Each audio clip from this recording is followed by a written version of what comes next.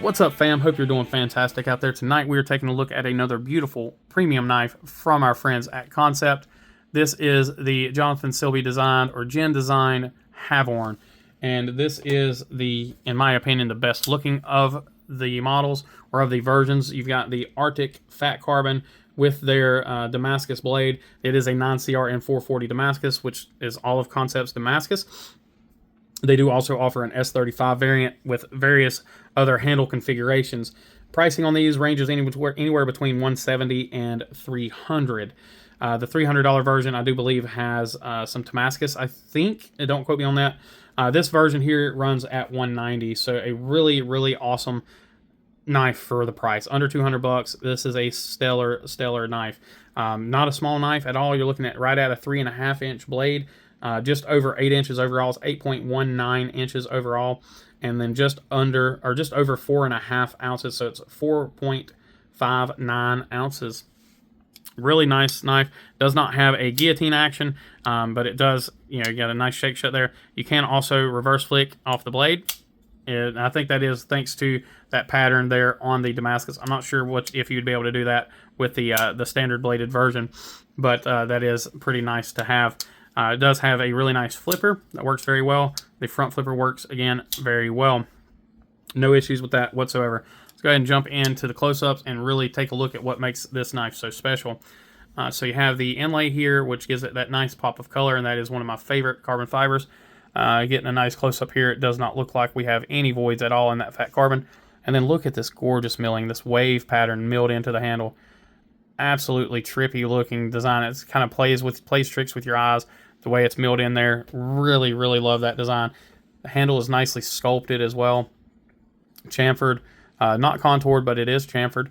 Looks like we have T6 and T8 hardware. We've got a 3/4 length backspacer, beautiful blue, and then, of course, that same mill pattern on the pocket clip. And this pocket clip is so good.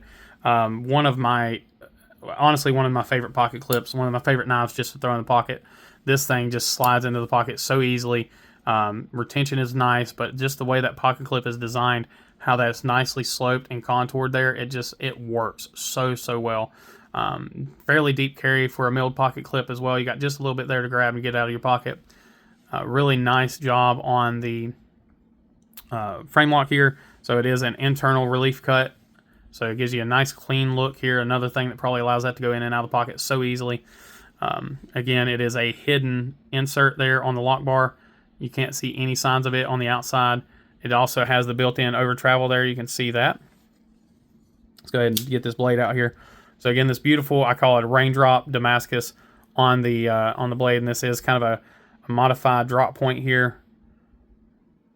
Got a swedge, some fairly functional jimping there. Jimping up here on the flipper tabs as well. Plunge grind looks pretty good. We've got a decent sharpening tool there. Sharpening looks good all the way down the blade. Yeah, looks good there. And tip is pretty good. I think that tip is right on point. Lockup is fantastic. Let's take a look at our centering. Centering is well done. Look at our milling there on the inside. Oh, let's get you in frame here.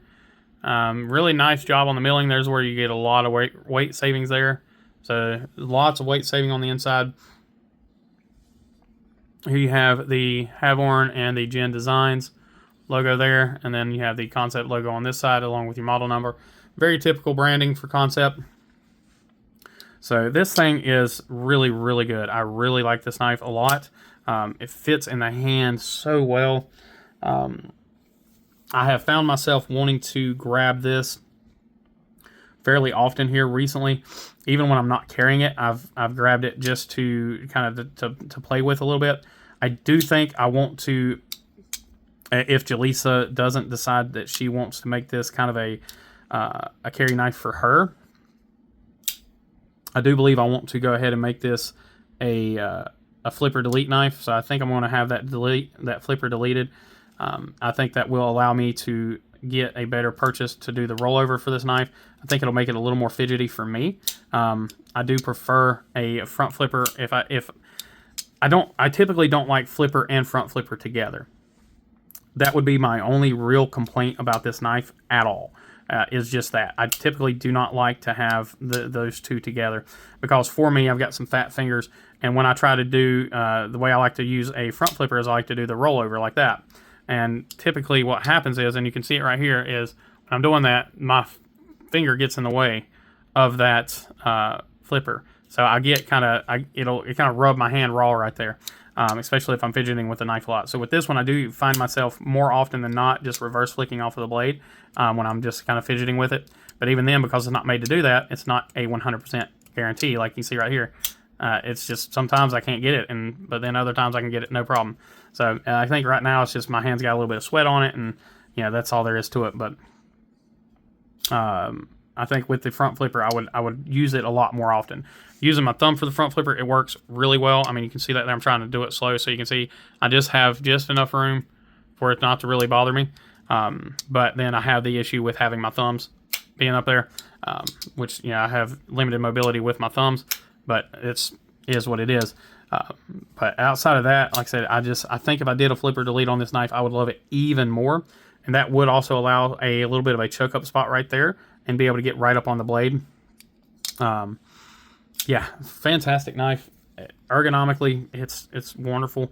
That pocket clip, I love having when they have these wide paddles like this, especially when they're rounded very nicely, because it just fits in the hand and it doesn't feel awkward. It feels like it's more than just the pocket clip, if that makes sense.